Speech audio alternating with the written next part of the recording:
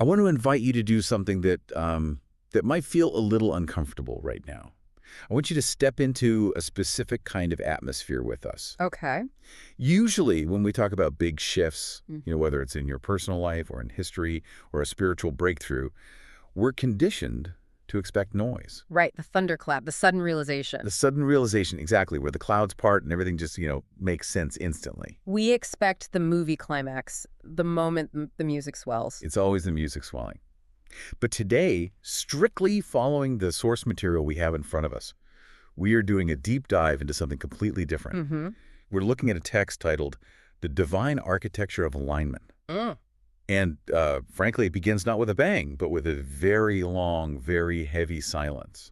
It's a fascinating and I would say almost challenging place to start. You're right. Our instinct is to look for the dramatic intervention. Always. But this text, which draws heavily on concepts from the Devi Bhagavatam, it's asking us to look at a moment of arrival that is almost entirely stripped of drama. It's asking us to understand how the cosmos responds when we stop shouting. That's a great way to put it. And that's really the mission for this deep dive. Mm-hmm. We're exploring a specific moment of arrival. Mm-hmm. But it isn't about a savior coming down to fix everything in a flash of light.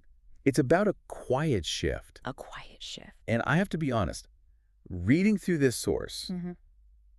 it felt incredibly grounding to me, but also a little unnerving. Unnerving. Why is that? Because it goes against everything we're taught about productivity and problem solving. We are conditioned to want things fixed, and, well, we want them fixed yesterday. Of course. This source suggests that the universe doesn't work on our timeline, and more importantly, it doesn't work through the mechanism of fixing at all. Right. It works through alignment. That's the core distinction, isn't it? It's not about repair. It's about geometry. It's about fitting. So let's unpack this atmosphere first. Mm-hmm. The source opens with this description of the long silence. Mm.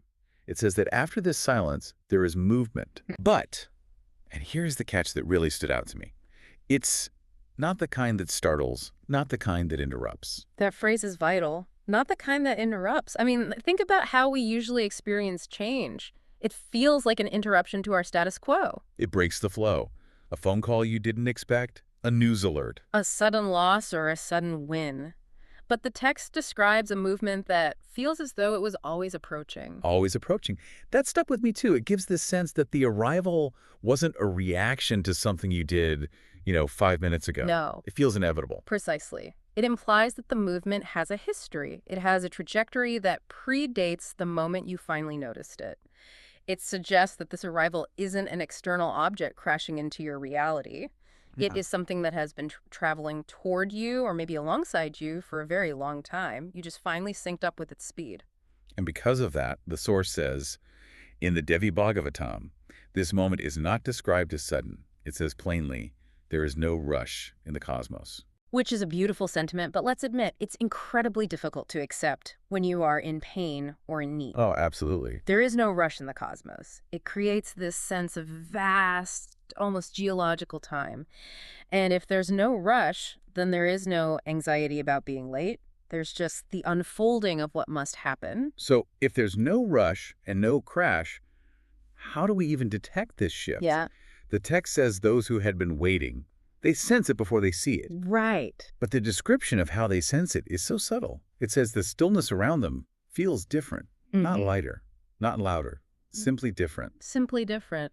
I love that the text refuses to give us an easy adjective there. It's a textural change. It's not that the burden has suddenly been lifted. That would be lighter. Right. And it's not that a voice is speaking from the heavens. That would be louder. It's like the physics of the room have changed. Exactly. It's a qualitative shift in the nature of reality itself. The fabric of the moment has changed density. It reminds me of when the air pressure drops before a storm, but without the threat of rain. Just a shift in the container we were sitting in. That's a perfect visualization. But the source takes it a step further regarding why this shift happens. And this is where we get into the human element of urgency versus sincerity. Ah, yes. The text says, there is no urgency in this appearance. And it goes on to say that the call for this arrival acts in a specific way. It happens when the call is no longer urgent, but sincere. That is a massive distinction, and I think we need to spend a moment here. We do. We often think that if we need something desperately enough, if we are urgent enough, the universe has to respond like, I need this now or I'm going to fall apart. Right. The louder we yell, the faster the help comes. But this source is saying no, urgency is actually a barrier. It is. Think about the energy of urgency. It's frantic. It's static. Urgency often comes from a place of panic or a place of demanding that the world bend to our timeline right this second. It's noisy. It's inherently noisy. Sincerity, however, is grounded. Sincerity can sit in the silence. The text suggests that the arrival happens only when that frantic energy dissolves. So when you stop checking your watch every 30 seconds, that's when the arrival can occur. Exactly. It's so counterintuitive, isn't it? We feel like if we stop being urgent, we're giving up.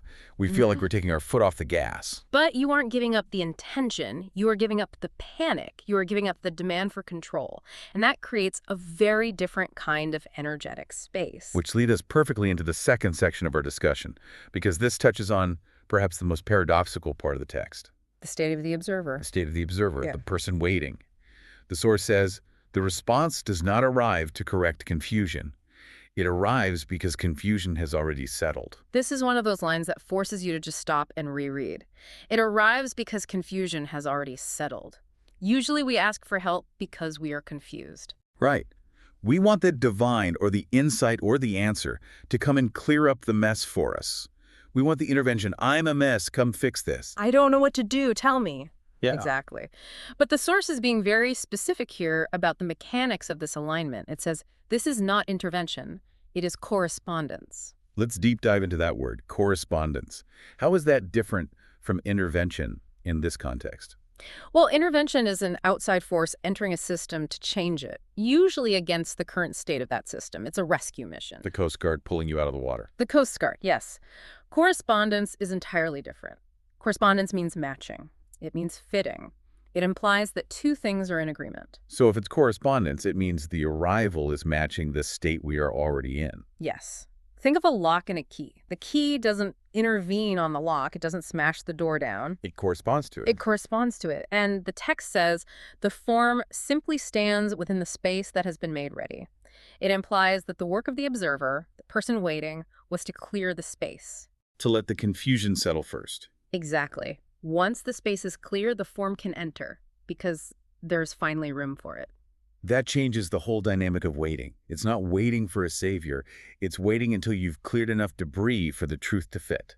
Precisely. And that's why the text says, what had been held back now begins to take form, not as a reaction, but as an expression of balance that has completed its preparation. Expression of balance. Yeah. I like that. It removes the emotion from it. It's not that the universe feels sorry for you because you cried hard enough. No, it's physics in the spiritual sense. The preparation is complete, so the balance expresses itself. It's inevitable.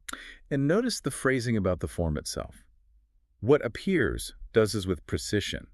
Nothing excessive, nothing withheld, only what is necessary. Only what is necessary. It feels very austere, doesn't it? Very clean. It is. It's the architecture of alignment. If you are building a structure, you don't want excessive materials. You want exactly what is needed to hold the weight. And this arrival is structurally sound. Yes. It provides exactly what the space requires, nothing more to distract you, no fireworks, no fanfare, and nothing less than what is needed to function. This leads us perfectly into the moment of recognition. Yeah. Because if this thing arrives with such precision and without any drama, how do people react? Right. Do they cheer? Do they fall to their knees? The source is very clear. Those present do not react with surprise. They recognize. Recognition is such a powerful concept here. It implies familiarity. You can only recognize something if you already know it on some level. If you are surprised, it means